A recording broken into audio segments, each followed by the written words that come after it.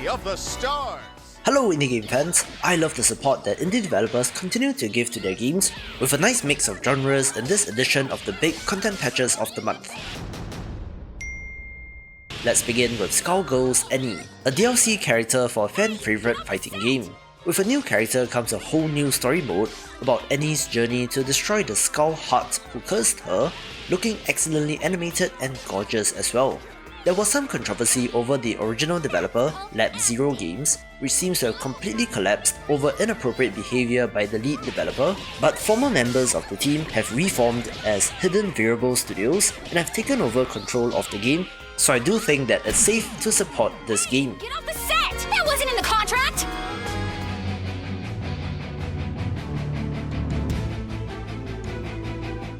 An amazing co-op submarine simulator is We Need to Go Deeper, being set in a very Jules Verne-inspired underwater world, where the Atomique is a brand new nuclear-powered submarine with its advantages and disadvantages and should be a good challenge with friends.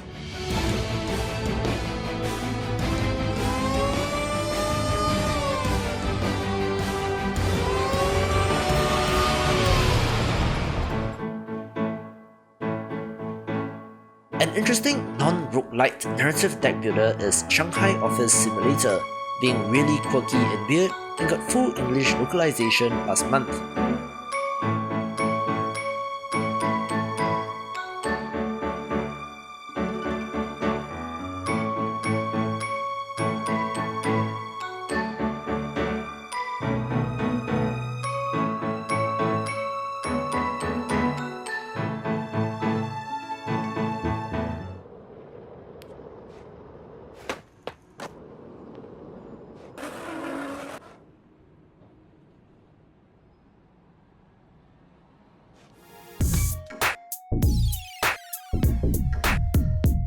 Didn't realize that Skater XL had already released out of early access, where this realistic skateboarding sim has been very well received. So it's nice to see the continuous support, releasing the Embarcadero Plaza map, which is apparently based on a real place in San Francisco.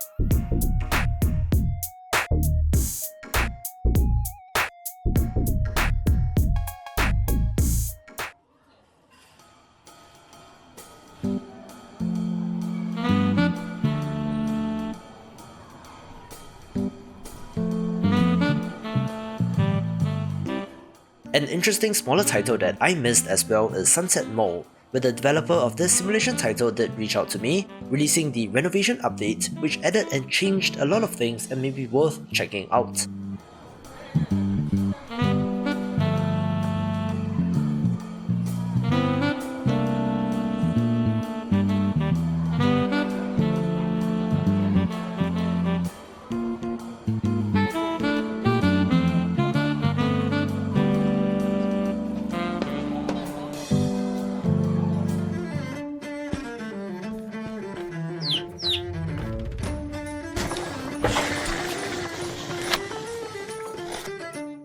The first-person medieval life simulator, Medieval Dynasty, has been absolutely blowing up after its early access release, with the third content update titled Bees, Trees and Booze, which is pretty self-explanatory, but again, glad to see more content and progress in early access.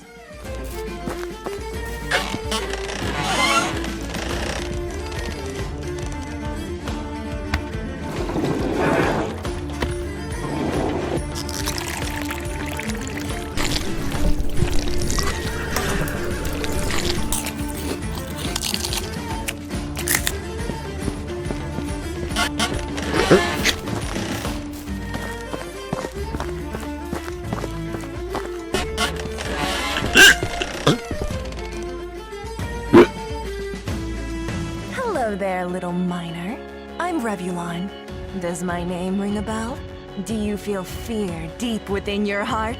If not, don't worry.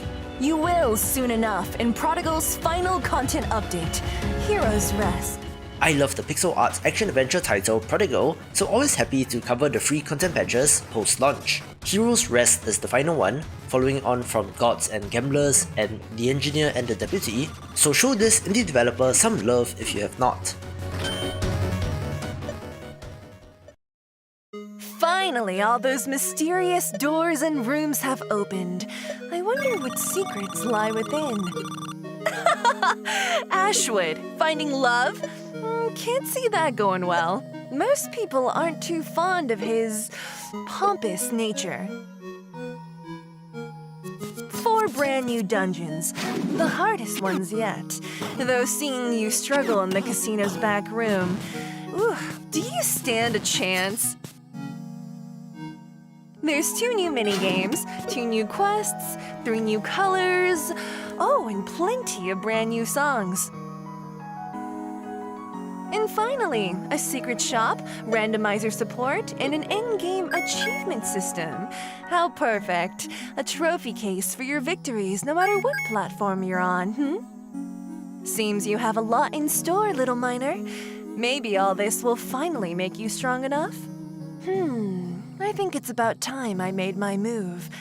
Why don't you come and try to stop me? Good luck, kid. Try not to die. No fancy trailer for this one, but the roguelite RPG Banners of Ruin has been a favourite of my wife, with the Archetypes update added special abilities for each animal race, a new fancy unlock screen, an endgame cutscene, new enemies, a new upgrade system for the cards, and more features and changes, so I'm happy to see it progressing along nicely.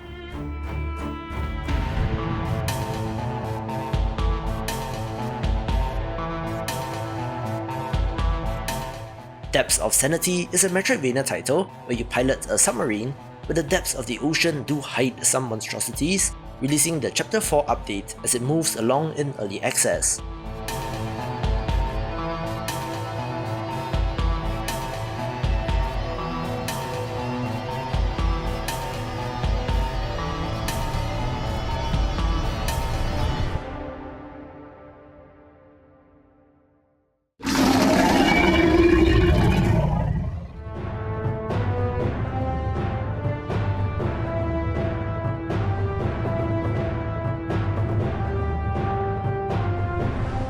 An interesting strategy title from a Korean developer is Plebby Quest The Crusades, which released in April last year, now releasing the Promised Land paid DLC, which adds 2 new story campaigns, one about an assassin guild in Europe and another set in the Middle East where you play as Saladin, and it's a pretty neat title if you love this genre.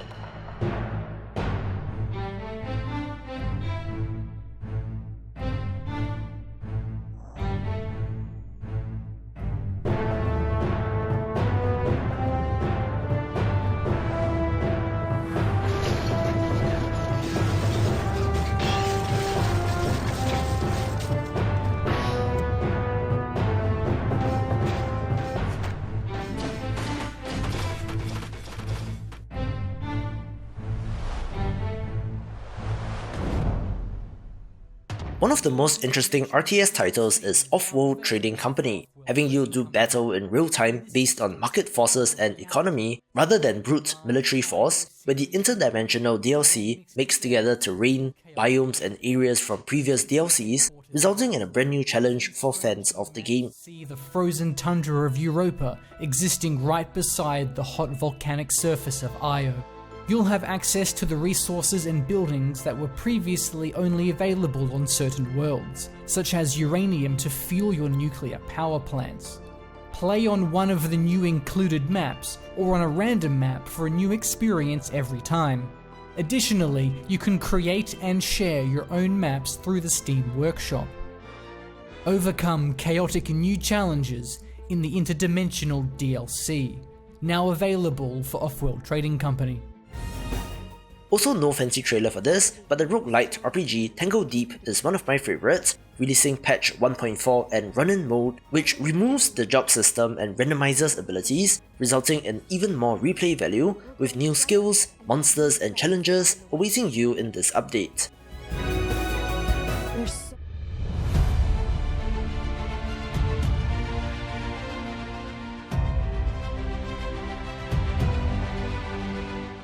I've been in contact with the developer of Simpocalypse since launch, since at the time, as always, I honestly told them that the visuals of their game did not appeal to me, and they have taken that into consideration with the nuclear update, changing the visuals, adding a lot more to the strategy title, which may be worth a look.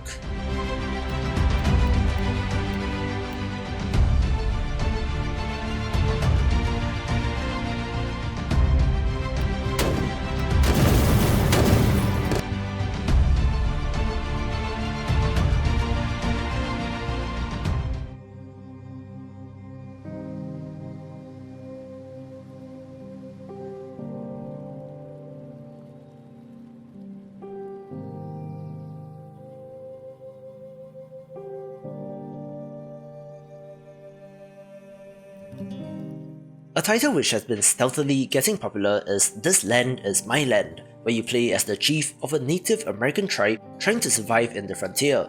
And while the main mode is more of an open world stealth action game, the aptly named Survival Update includes your survival meters of thirst, hunger and fatigue, a realistic injury system, a new healing and treatment system, more realistic interactions at night, and a lot more content, so it's even more of an appealing prospect in early access.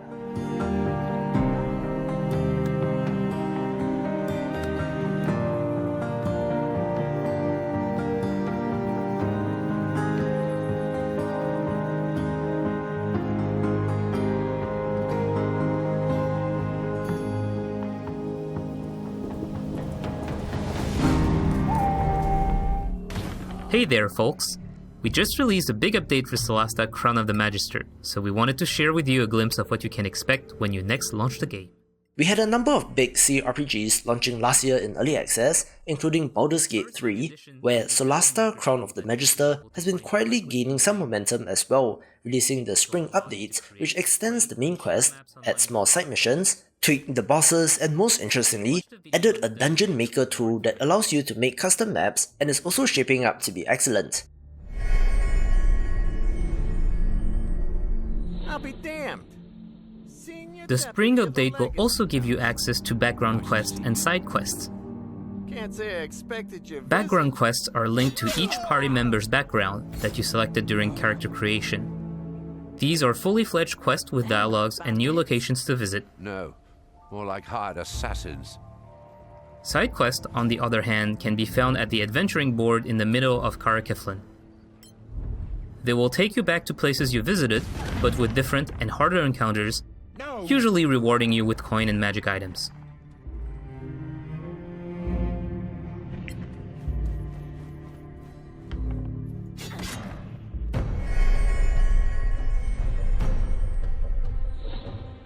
With the Spring Update comes the difficulty settings. You'll be able to customize your experience with tons of different options that you'll be able to change at any time, even in the middle of combat. As many players were struggling, we made some adjustments to Sorax and early game encounters to make them a little less punitive.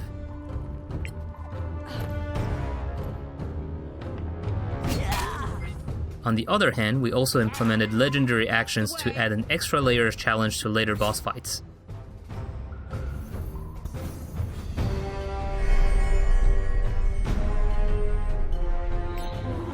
As your party will gain more experience, we've also increased the level cap from 6 to 8, meaning you'll now have access to level 4 spells.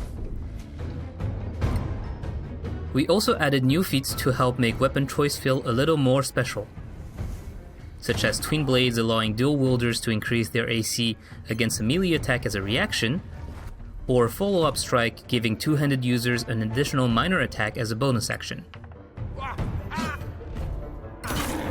There are a lot of other changes we haven't even touched in this video, such as achievements being added, the AI of some monsters being reworked, and the world map being improved, but we'll let you find out all of that on your own. We hope you have a lot of fun with the spring update, and we are eager to see what sort of crazy dungeons you will be creating with the Dungeon Maker. See you around! Pax Nova was a decent little sci-fi 4X strategy game from 2020, with the free Frostborn DLC obviously adding ice planets, biomes, weapons, artifacts and abilities, but does also jazz up the visuals as well.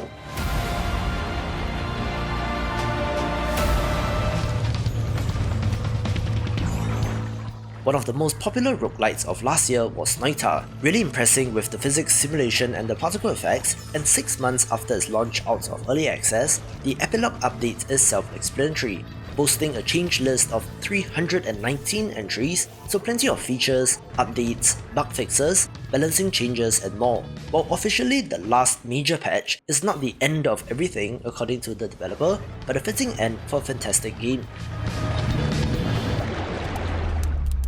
Just when you thought hell was safe, the damned cry for your help again. And of course, the best roguelite deck builder gets paid DLC with Monster Train The Last Divinity, adding a new demon clan with 2 new heroes, which utilizes a new resource named Charged Echoes in clever ways, and of course, includes a massive end boss named after the DLC.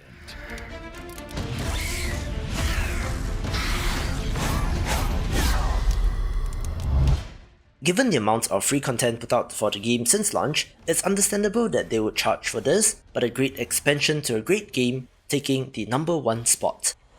For a look at more of the best roguelite indie games, do check out this video and I will see you after the jump.